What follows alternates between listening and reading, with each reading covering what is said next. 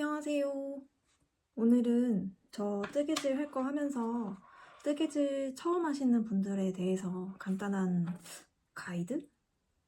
설명? 뭐 그런 거를 한번 드려보려고 해요. 제가 독일에서 뜨개질 하시는 분들 대상으로 단톡방을 조그맣게 운영을 하고 있거든요. 근데 아예 처음 하시는 분들도 있고 대바늘은 해봤지만 코바늘은 안 해보셨다던가 그 반대 경우라던가 이런 분들이 간혹 계셔서 다양한 질문들을 많이 주시는데 이게 저도 처음 할 때 했던 그런 고민들, 그런 생각들이더라고요.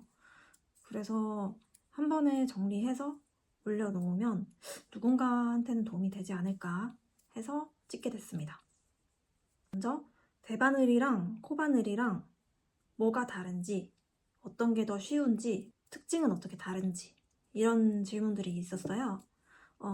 일단은 대바늘이랑 코바늘이랑 뭐가 다르냐면 제가 지금 하고 있는 게 대바늘이에요. 이렇게 길다란 바늘에 모든 코가 이렇게 걸려있고 편물에 모든 코가 걸려있고 이거를 이렇게 하나씩 쭉 따서 한 단을 만들고 또 그 다음 단을 떠올리고 이게 대바늘이고요. 그래서 대바늘은 옛날에 그 직조기로 배를 짜듯이 한 단 한 단 떠올리는 듯한 느낌이 특징입니다. 그리고 반면에 코바늘은 한 번에 한 코씩 만드는 거예요.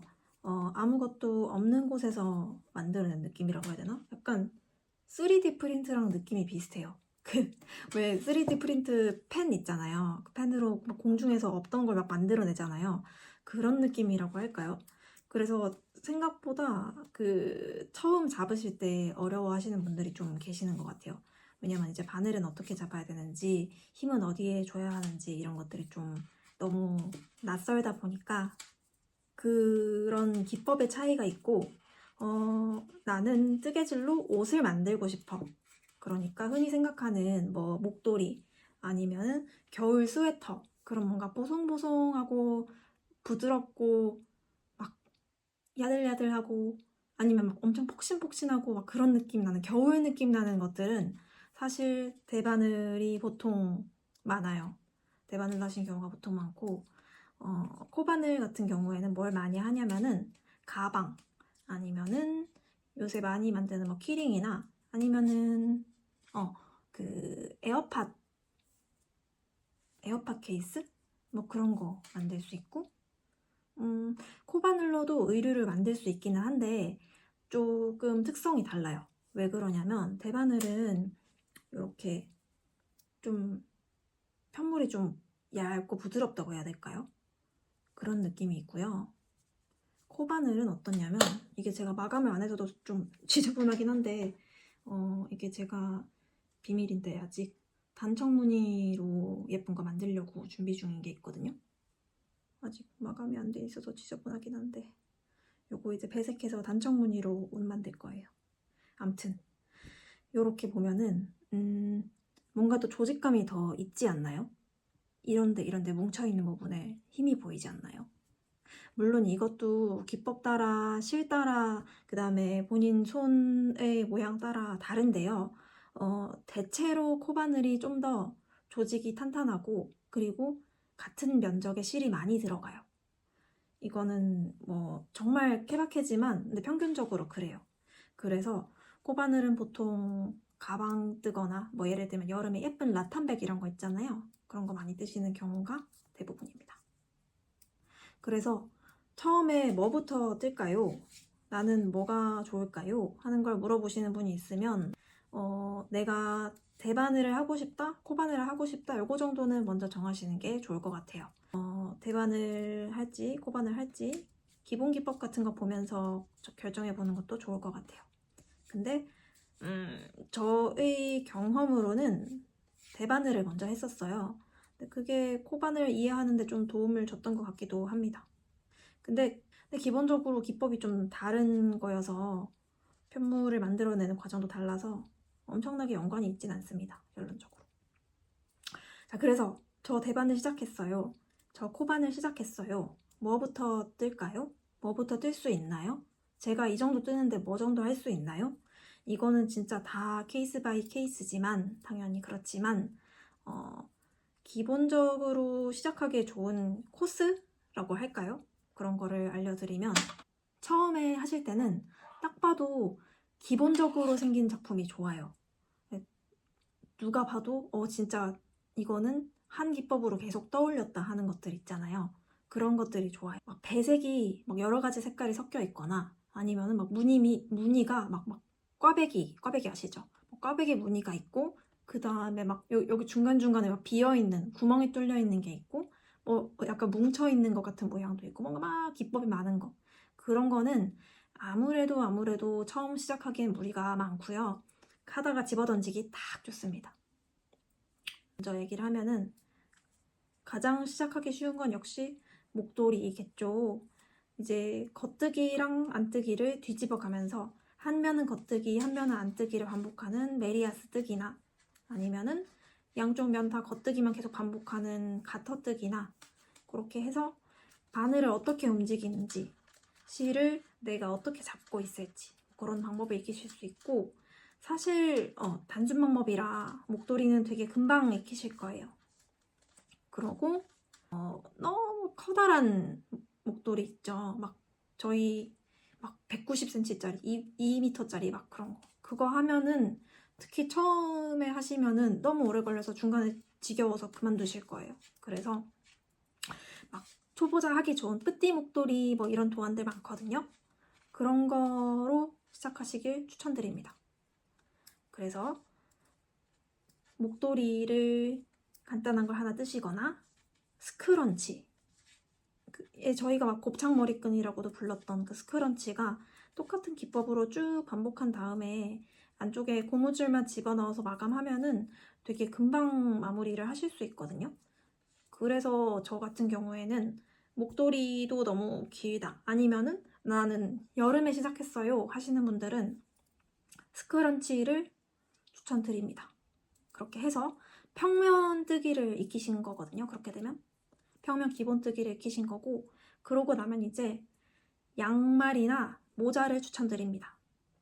이유는 뭐냐면 예를 들어서 이런 양말을 뜬다고 하면은 이 양말이 목도리는 그냥 일자로 쭉 올리면 되는데 이 양말은 처음부터 시작한다고 치면 이렇게 짧은 코로 시작을 해서 점점 올라가면서 늘려줘야 되거든요. 늘려줘야 되고 또 평면으로 이렇게 쭉 가다가 여기서도 늘려주고 그 다음에 또 다시 여기서 그냥 쭉 올라갔다가 여기서 약간 쫀쫀하게 마감도 해줘야 돼요. 물론 이건 제가 뜬 건 아니고 어디서 받았어요. 아무튼 그렇기 때문에 이 면적을 그 입체의 변화를 본인이 직접 하면서 경험할 수 있는데 이 양말에 쓰이는 기법은 그렇게 어렵지 않고 상당히 제한적이거든요. 그리고 결과물이 은근 빨리 나오고 그래서 양말도 추천합니다. 특히 독일에 계신 분들은 양말실이 정말 사기 쉽기 때문에 양말로 도전하시는 것도 괜찮을 것 같아요. 근데 요거는 살짝 고민하셔야 될 건 있는 게 양말 바늘이 보통 쓰이는 뜨개 바늘보다 얇은 경우가 많아요. 왜냐면 저희가 양말을 엄청 막 두꺼운 막 뽁닥뽁닥 그런 실로 된 걸 신진 않잖아요. 되게 얇은 걸로 된 걸 신잖아요. 그러니까 자연스럽게 바늘도 되게 얇은 게 많아서 그거는 좀 고민을 하셔서 바늘을 이중으로 지출할 수 있다는 거를 참고를 하시고 고민하시면 될 것 같고요. 양말이 아니면 모자도 정말 괜찮아요. 제가 추천하는 방법인데 그 되게 유명한 지지햇이라는 도안이 있어요. 이거는 정말 한국에서 많이들 뜨시고 심지어 한국어로 된 도안까지 있어요. 그래서 내가 안뜨기 겉뜨기를 뜰 줄 안다. 근데 다음 옷으로 바로 넘어가긴 좀 부담스럽다. 너무 어렵다 하는 분들은 지지햇을 보시면 그 좋은 게 도안 보는 법, 그리고 늘림하는 법, 줄임하는 법, 입체의 개념까지 한 번에 익히실 수 있어요. 그래서 지지햇 강추합니다. 게다가 결과물도 꽤나 빨리 나오는 편이에요. 그래서 목도리나 스크런치 다음에 양말이나 모자, 그리고 나서 이제 진짜 옷의 세계로 가는데 그때 저는 조끼나 스웨터로 먼저 시작하길 추천드려요. 바로 가디건으로 가시면 좀 많이 어려울 거고요. 조끼를 하나 떠본다던가 아니면은 스웨터를 하나 해본다던가 해서 의류의 늘림을 또 한번 이해를 하셔야 될 것 같아요. 이제 뭐 라글런이라고 하는 개념, 소매를 분리하는 개념, 이런 것들이 처음에 한꺼번에 익히기에 조금 어려울 수도 있거든요. 그리고 아닌 분들도 계실 텐데 그런 말이 있어요. 처음 뜬 의류는 못 입는다. 이게 저도 귀신같이 처음 뜬 옷은 독일 옷에 안 가져왔어요.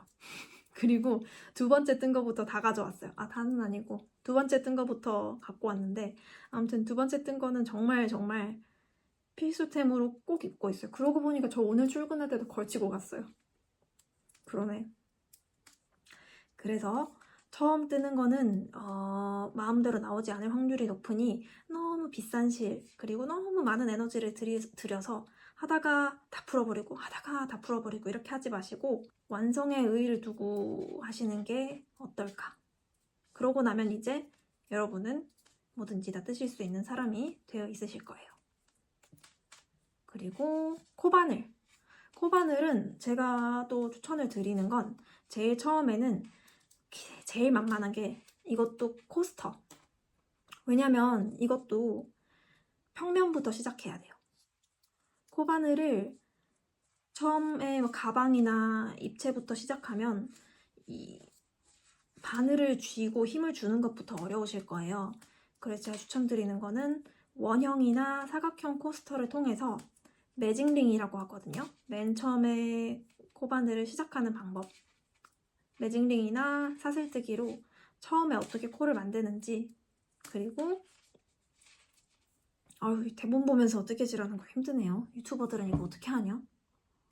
그리고 기본 기법을 이제 익히셨으면 코스터를 뜨면서 아마 처음 시작한 줄이랑 완성한 줄이랑 다를 거예요. 넓이가 막 사각형 코스터인데 여기는 사각형 코스터인데 막 아래는 이렇게 돼 있는데 윗면은 막 이렇게 돼 있는 거예요. 뭐 이 정도까지 차이 나진 않겠지만 아무튼 그걸 느끼시면서 아, 내가 마지막에 쓴 손땀이 힘이 이 정도였는데 처음엔 나도 모르게 많이 잡았구나. 혹은 처음엔 나도 모르게 되게 쫀쫀하게 잡았구나. 이걸 느끼실 수 있을 거예요. 네, 그래서 이제 실 잡는 것도 바늘 잡는 법도 그리고 제일 기본뜨기 이제 코스터 도안에 따라 다르겠지만 한길긴 뜨기나 뭐 두길긴 뜨기나 아니면 짧은 뜨기나 기타 등등 기본 기법을 내가 이제 알겠다 싶으시면 다음에는 이제 입체로 가야죠. 아직까지도 저는 색을 섞는 건 추천드리지 않아요. 처음에 뜨실 때. 여러모로 힘드실 거예요. 자신 있으시면 하십시오. 창작의 세계는 제한이 없으니까. 네. 근데 초보자분들은 저는 추천을 드리지는 않고 그냥 심플한 색, 딱 단색으로 된 동전 지갑이나 에어팟 케이스나 파우치 같은 작은데 약간 입체 모양인 거 있잖아요. 그런 거를 시작해 보시는 게 좋습니다. 그럼 이제 약간 보통 완전 짧은뜨기만 계속 하진 않거든요. 그러면 새로운 패턴도 조금 익히시게 될 거고 그리고 이제 결과물이 내가 실제로 쓸 수 있는 게 나오니까 이것도 되게 뿌듯해 하시는 경우가 많아요. 저희 단톡방 분들은 클로버 좋아하시던데 클로버도 너무 귀엽잖아요. 그거 떠서 내가 키링으로 달고 다니면 이거 내가 뜬 거야. 볼 때마다 그거 되게 기분 좋거든요. 제가 근데 내가 어디까지 했냐 이거. 그 다음엔 도구 얘기를 할 건데 제가 지금 대본 보고 뜨개질 보고 한다고 약간 정신이 없어가지고 이거 다음 과정까지 조금만 뜨고 올게요. 정신이 없어. 저 멀티태스킹이 안 돼가지고 유튜버로 대성하기는 좀 그른 것 같아요. 이따 뵙겠습니다.